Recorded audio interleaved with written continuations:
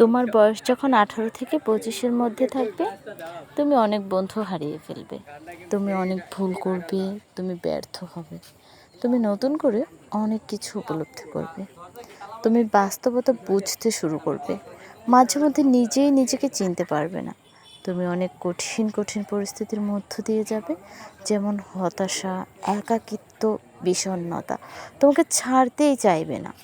যাদেরকে তুমি এই দুনিয়ার সবচেয়ে ভালো মানুষ বলে জানতে চিনতে, তারাও তোমার বিশ্বাস ভেঙে ফেলবে, তোমার সাথে বিশ্বাসঘাতকতা করবে। তারপর তুমি অনেক কান্নাকাটি করবে, তুমি এমন কিছু করবে যা করার চিন্তা তুমি কখনো করোইনি। তোমাকে ছেড়ে চলে যাবে অনেকেই, তুমি দিনের পর দিন ডিপ্রেশনের মধ্য দিয়ে যাবে। একই পরিস্থিতির মধ্য দিয়ে অনেকেই যায়। কোনো মোটিভেশন তোমার এই কষ্ট থেকে মুক্তি দিতে পারবে না। তুমি না চাইলেও তোমার ভালোবাসার মানুষটির সাথে কাটানোর সময় তোমার মনে পড়বে, আর তুমি কষ্ট পেতে থাকবে।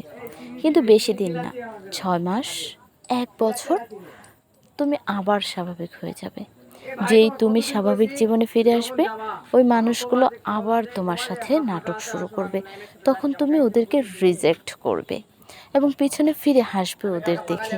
সব কিছুর পর তুমি নিজেকে নতুন করে আবিষ্কার করবে। তুমি তারপর থেকে আরও বেশি শক্তিশালী হয়ে উঠবে।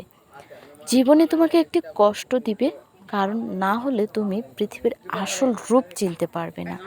তোমাকে হতাশ হলে চলবে না। এটাই মানুষের জীবন, এটাই বাস্তবতা।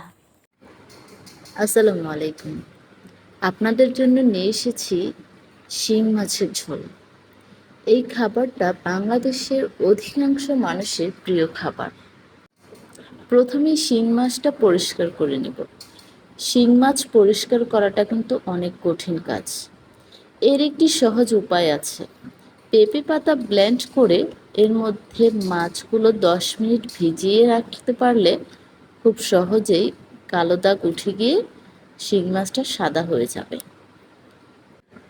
চুলায় কড়াই দিয়ে পেঁয়াজটা ভেজে নিতে হবে। এরপর একটু আদা ও রসুন বাটা দিয়ে দিতে হবে। এখন এর মধ্যে হলুদ ও মরিচ গুঁড়া এবং পরিমাণ মতো লবণ এবং অল্প একটু পানি দিয়ে মশলা কষিয়ে নিতে হবে। এরপর পরিমাণ মতো পানি দিয়ে শিং মাছগুলো দিয়ে দিতে হবে। এখন ভালোভাবে নেড়ে চেড়ে কয়েকটা কাঁচামরিচ দিয়ে ঢেকে দিব। কিছুক্ষণ অপেক্ষা করে নামিয়ে নিতে হবে। আপনারা চাইলে সাথে ধনিয়া পাতা দিয়ে দিতে পারেন। আর এভাবেই রান্না হয়ে যাবে সুস্বাদু মজাদার শিং মাছের ঝোল। আশা করছি সবাই আমার ভিডিওতে লাইক, কমেন্ট, শেয়ার করে আমার পাশে থাকবেন। তো সবাই ভালো থাকবেন, সুস্থ থাকবেন। আল্লাহ হাফেজ।